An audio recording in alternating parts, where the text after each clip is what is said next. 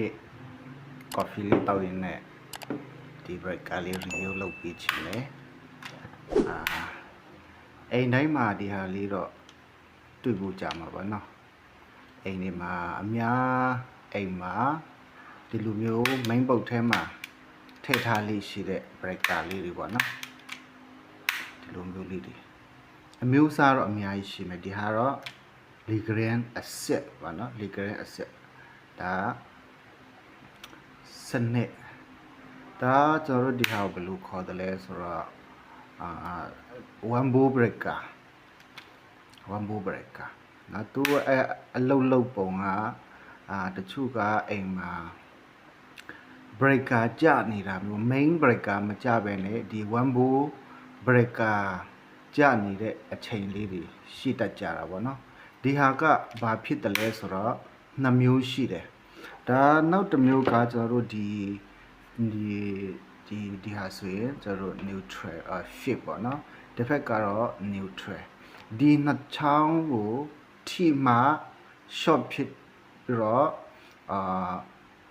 ဥပမာကျွန်တော်တို့မီးပူကြောင်မှာမီးခလုတ်လောင်ပြီးတော့အဲ့ဒီကျိုးနှစ်ချောင်းကပူသွားတဲ့ချိန်ကျတော့ဒီ breaker ထဲမှာအထဲမှာဒီကအထဲမှာအပူအာယုံခံနေရှိတယ်အဲ့လိုမျိုးဆိုရင်သူကချက်ချင်းဒီနှချောင်းပြဿနာဖြစ်တာနဲ့ထိပြီးတော့ short ဖြစ်တာနဲ့သူကချက်ချင်းကိုဒီကောင်ကကတ်တောက်လုပ်ပြီးတယ်ချက်ချင်းကိုသူဖြတ်ချတာဒါဖြတ်ချတယ်ပြီးတော့နောက်တစ်မျိုးကျွန်တော်တို့breaker ကြတဲ့အရာပေါ့နော်ဒီဟာကတော့ပထမကတော့ဒီ neutral နဲ့ fit ကို dead တွေ့လို့သူဖြတ်ချတယ်နောက်တစ်မျိုးကကျွန်တော်တို့အိမ်မှာ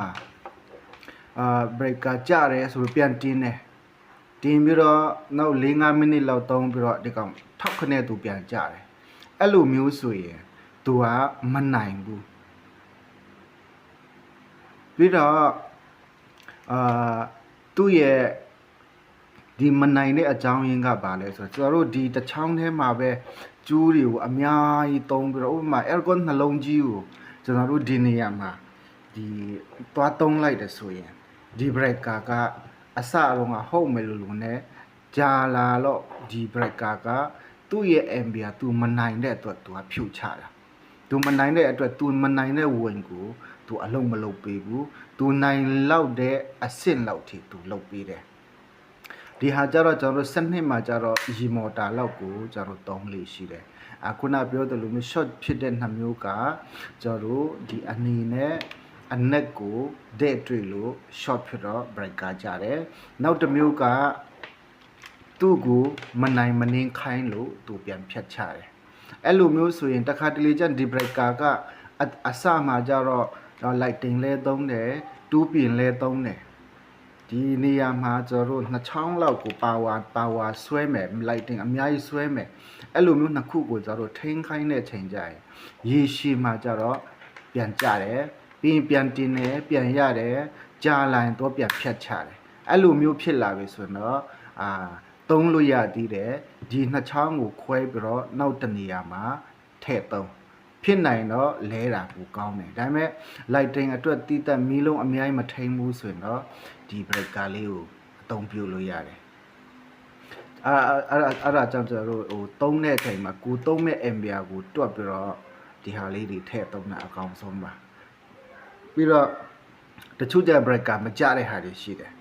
အဲ့ဒါကြောင့်ကိုယ့်အိမ်မှာလုတ်ပြီးဆိုရင်ဈေးနှုန်းလဲကောင်းရမယ်အရန်ကြီးမကောင်းရင်တော့မှ quality ကောင်းလေးကိုကျွန်တော်တို့ထည့်သုံးတဲ့အခါမှာနောက်ဖြစ်လာမယ့်ပြဿနာကကျွန်တော်တို့လွယ်ကူစွာဒီဟာကသူဖြတ်ချပြီးတယ်ဥပမာမထင်မှတ်ပဲနဲ့အနောက်မှာမိကူကြောင့်မဖောင်းတိုင်းနဲ့ short ဖြစ်တာတို့ဒီနေမှာ short ရှိနေတယ်ဆိုရင်ဒီကောင်ဆိုချက်ချင်းကိုသူချပြီးတယ်ရေ3မိနစ်ရေနွေးဦးမှာကျွန်တော်တို့မီးပလက်ထူပြီးတော့ရေနွေးဦးရဲ့အောက်ခွက်မှာရေနွေးရဲ့မှာ short ရှိနေတယ်ဆိုရင်ဒီကောင်ကလုံးဝပြီးသုံးမှာမဟုတ်ဘူးချက်ချင်းကိုသူပြန်ဖြတ်ချမယ်အဲ့ဒါ quality ကောင်းတဲ့ဟာပေါ့နော်အဲ့လိုမျိုးမဟုတ်ဘဲနဲ့တွေးတဲ့ဟာဒီဈေးတက်တိုင်ပြီးရောဆိုပြီးတော့လိုက်တက်ပြီးလိုက်သုံးနေဆိုရင်တော့နောက်ဖြစ်လာမယ့်ပြဿနာက အကြီးဖြစ်လာတော့ဘူးเนาะပစ္စည်းတွေပျက်စီးမယ်မီးလုံးတွေလောင်လာမယ်အိမ်ပါမီးလောင်တက်တဲ့ main ပုတ်တွေပါမီးပါလောင်သွားနိုင်တယ်เนาะအဲ့ဒါကြောင့်ကျွန်တော်တို့ဒီဟာလေးတွေတက်တဲ့အခါကြရင်ဈေးတက်တာတွေလိုက်မရှာဘဲနဲ့ quality လည်းကောင်းရမယ်ဈေးနှုန်းလည်းအတင့်ရှိရမှာပေါ့နော်အများလီဂရင်းဆိုတော့ကျွန်တော်တို့ဈေးကြီးတယ်လီဂရင်းမဟုတ်ဘဲနဲ့စနိုက်တာတို့ကျန်တဲ့ဟာအများကြီးရှိတယ်ချင်းကတော့ဈေးကြီးတာပေါ့နော်စနိုက်တာအသုံးများတယ်ဒီဟာလေးတွေကိုကျွန်တော်တို့ထည့်ပြီးတင်တယ်ဒါပေမဲ့ तू မနိုင်မနှင်းတဲ့ဟာတော့မသုံးခိုင်းပဲဒီတိုင်းပဲ तू နိုင်တဲ့လောက်လောက်ပဲသုံးပြီးဖို့ကျွန်တော်အကြံပေးချင်တယ်ဒီလိုမျိုးဗီဒီယိုလေးတွေကျွန်တော်အများအားမျှဝေပေးမှာမို့လို့ကျွန်တော်ရဲ့ channel လေးကိုအားပေးကြပါအောင်လို့နောက်လဲကျွန်တော်